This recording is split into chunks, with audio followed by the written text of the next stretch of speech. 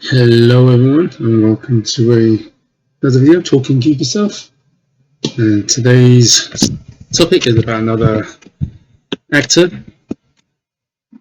Hong Kong actor, Andy Lau.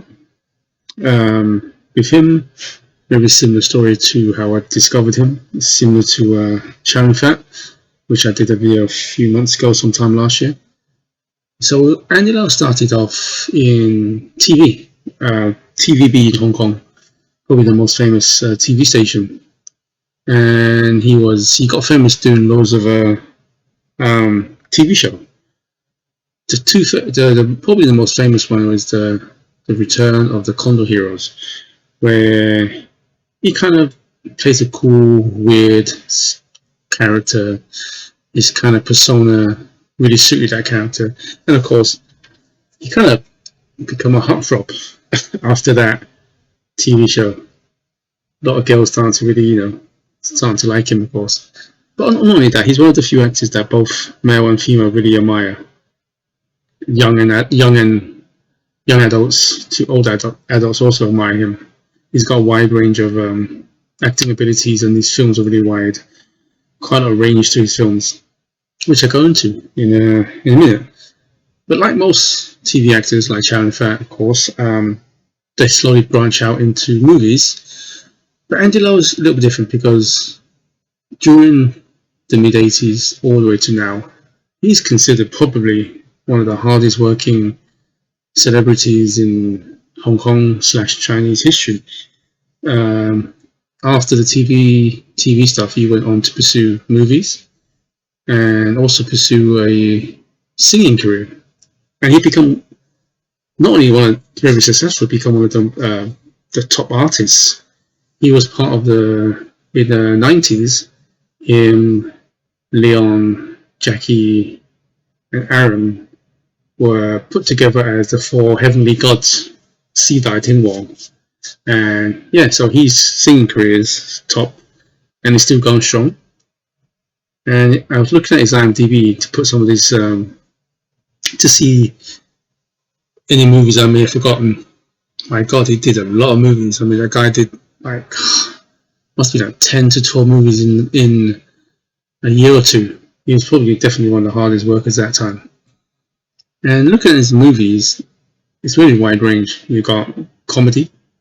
I mean, when he left TVB, when he tried to pursue movies, he started to kind of co-star with Jackie Chan, Sammo Hung in the Lucky Star series.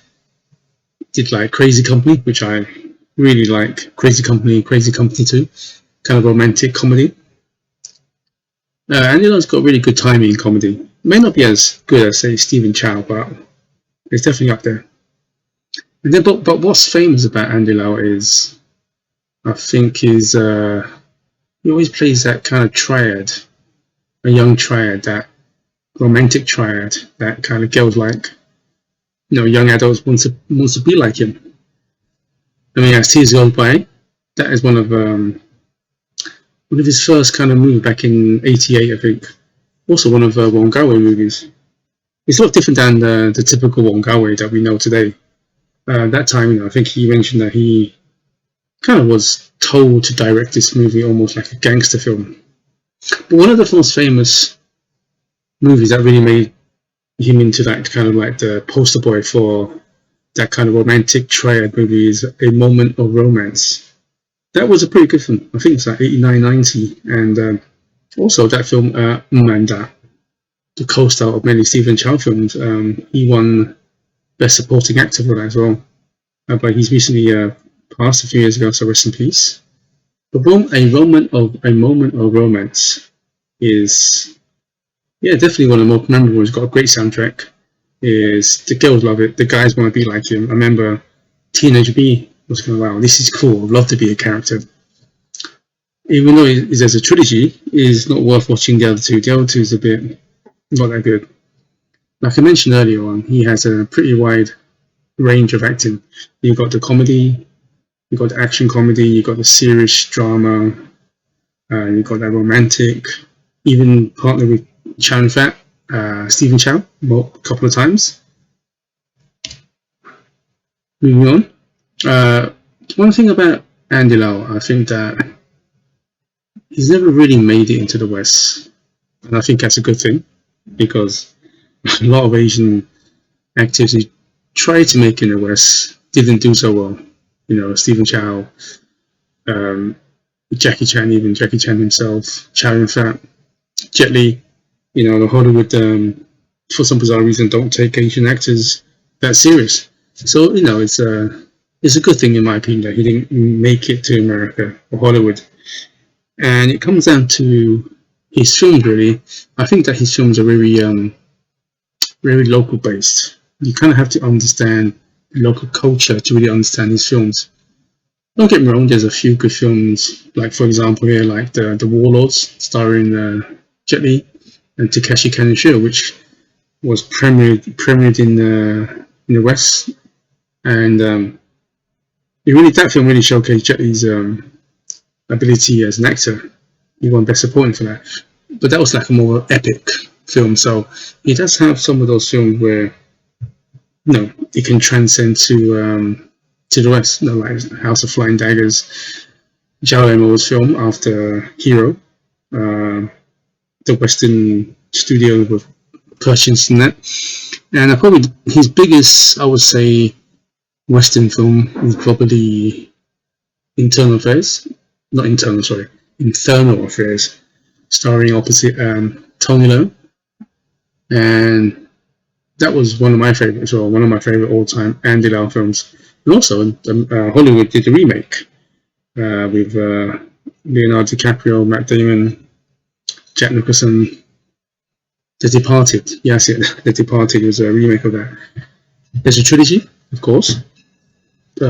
Second one was didn't star them. Third one was okay. If you're gonna watch it, watch the first one. But as in saying that, it's worth watching 2 and 3. I tell you, what's a pretty decent film. Was Prodigy. Andy Lau played a drug lord. That's a really good film. Definitely check it out. It shows the dark side of Hong Kong or Asia, and how the Asia has this golden triangle where they do a lot of drugs. In the last few years, they made a lot of films about that. So back to my point about Andy Lau films. See, if you look at, like I mentioned, his films doesn't transfer well over the West. You have to be local to really understand it. Take a look at Future Cop. It's a parody of Street Fighter 2. That was made in 91, 92, where Street Fighter 2 was at the height of its time, So it's a parody of that. When I was a teenager, I thought it was funny, hilarious, and it's just a fantastic film. I recently watched it again, and yep, it is not that good, but it has some charm to it. And you kind of have to kind of understand the local culture to kind of appreciate some of the jokes, some of the settings, and so on. So moving on.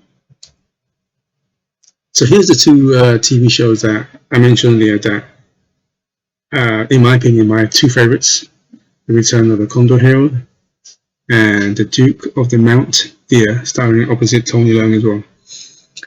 So those are 2 films that I grew up with, not films, TV shows that Andy Lau really caught my attention. And then since then, he's been one of my favorites. And he still looks great. I mean, he's 60 years old now? So he's still going strong. He just recently finished Shockwave 2. He did a lot of his own stunts, a lot of action in that as well. For a man who's 60, he's looking very good. He's still doing a lot of his own stunts. So yeah, if you haven't checked his film out, definitely check out some of his films. Like I said, he's a very versatile actor, comedy, action comedy, serious drama, romantic, period dramas as well. He's the whole package. He's also a good singer, if you like Canton pop.